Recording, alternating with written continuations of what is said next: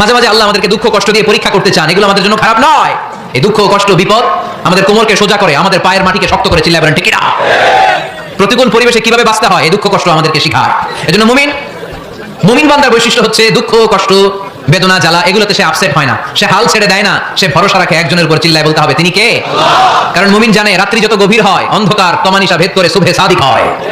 মুমিন জানে গর্ভবতী নারীর পেটের ব্যথা যেই দিন বাড়তে থাকে ওই দিনই নতুন মেহমান আগমনের সময় ঘনাতে থাকে। মুমিন জানে তার জীবনে দুঃখ কষ্ট বিপদ যত বাড়তে থাকে সুখের দিন কাছে আসতে থাকে। এজন্য মুমিনের হারাবার কিছু নেই। ফাইন্না মাআল উসরি ইউসরা, ইন্না মাআল উসরি ইউসরা। নবী হে, কষ্টের পরেই আছে আনন্দ, দুঃখের পরেই আছে সুখ। আপনি সমস্যায় পড়েছেন, ওই সমস্যার সমাধান আছে না নাই? এই পৃথিবীতে এমন কোন সমস্যা আছে যেটা সমাধান নেই? কথা বলেন। সমস্যা তৈরি করেছে কে? আবার সমাধানও দিয়েছে কে? Allah doesn't create a lock without its key. আল্লাহ কখনো চাবি না বানাই ওটা তালা বানায় নাই। কথা কন।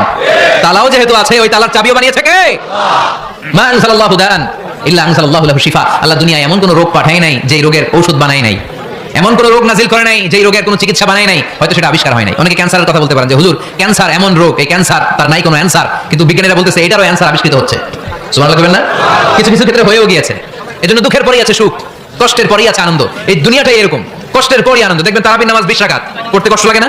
কোমরে ব্যথা, হাঁটুতে ব্যথা, কিন্তু 20টা রাকাত যখন শেষ করে মসজিদ থেকে বের হই একটা আনন্দ আছে না নাই? কষ্ট করে পরীক্ষার জন্য প্রিপারেশন নিলেন আপনি কয়েক মাস, কিন্তু ফলাফল যখন ভালো হয় তখন একটা আনন্দ আছে না নাই? সারাদিন রোজা রাখলেন রমজানে, কি কষ্ট, তৃষ্ণায় গলা ফেটে যায়, কিন্তু ইফতারির সময় যখন রুহ আফজা শরবতটা খাই কেমন লাগে? একটা আনন্দ আছে না নাই? এজন্য আল্লাহ বললেন ও নবী, কষ্টের দিন মক্কায় অল্প কিছুদিন, মদিনাতে আনন্দের দিন অপেক্ষা করছে। আমাদের জীবনে যে দুঃখ কষ্ট আসে আমরা ধৈর্য ধরবো, তাওয়াক্কুল করবো একজনের উপর, তিনি কে? কারণ আমরা বিশ্বাস করি কষ্টের দিন এটা চিরকালের জন্য নয়, সামনে আনন্দের দিন আমাদের জন্য সেট করে রেখেছে কে?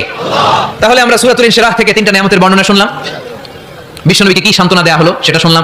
গাইডলাইন নাম্বার 1, ফাইদা ফারাগতা ফানসাব। নবী আপনি যখন অবসর হন আপনি ইবাদতে মশগুল হন। ফানসাব ফিল ইবাদা, তাফসীর ইবনে কাসিরে এসেছে আপনি ইবাদতে মশগুল হন যখন আপনি অবসর পান। অবসর আল্লাহর দেয়া বড় নিয়ামত, এটা বিশ্বাস করেন? অবসর কিন্তু নিয়ামত। আমরা অনেকেই অবসর সময়কে কাজে লাগাই না, কিন্তু অবসর চলে যাওয়ার পরে যখন ব্যস্ত হয়ে পড়ি তখন বলি হায় রে অবসরটা যদি কাজে লাগাইতাম। পরীক্ষার পরে 3 মাস ছুটি ছিল, 3 মাস অবসরে যদি পড়তাম তাইলে তো আজকে ভার্সিটিতে চান্স পেয়ে যেতাম, ঠিক কি না? এজন্য বিশ্বনবী আল্লাহ বললেন নবী মাদানী জীবনে, মাক্কি জীবনে, দাওয়াতি কার্যক্রমের পরে, রাষ্ট্রীয় কার্যক্রমের পরে যখনই আপনি অবসর পাবেন তখনই আপনি ইবাদত করেন, তখনই বেশি বেশি আল্লাহর কাছে দোয়া করে। দোয়াটা খুব শক্তিশালী, কিন্তু আমরা অনেকে জানি না কি করে দোয়া করতে হয়। সিনসিয়ার দোয়া ইজ লাইক এ মিসাইল। আপনারা প্রায় পত্রিকায় শুনবেন আমেরিকা অমুক দেশে মিসাইল হামলা করেছে, শুনছেন? মিসাইল হামলা এমন হামলা কত সেন্টিমিটার বেগে যায়, কোন জায়গায় অ্যাটাক করবে, যেখানে মারার কথা ওখানে পড়বে। ঠিক দোয়াটা হচ্ছে মিসাইলের মতো। আপনি যদি দোয়ার মতো দোয়া করতে জানেন ওই দোয়াটাও জায়গা মতো যায় ভেদ করবে, চিল্লা এখন ঠিক কিনা? কিন্তু আমরা দোয়া করতে জানি না, কি করে দোয়া করতে হয় এটা জানি না। বিশ্বনবীকে আল্লাহ বললেন নবী ফাইদা ফারাগতা ফানসাব, যখন আপনি অবসর হবেন তখন আপনি দোয়া করেন, আল্লাহর কাছে চান, বেশি বেশি চাইলে খুশি হয় কে? তার মানে প্রথম ঘোষণা হলো, প্রথম নির্দেশনা হলো নবী যখনই আপনি অবসর পাবেন ইবাদত করবেন।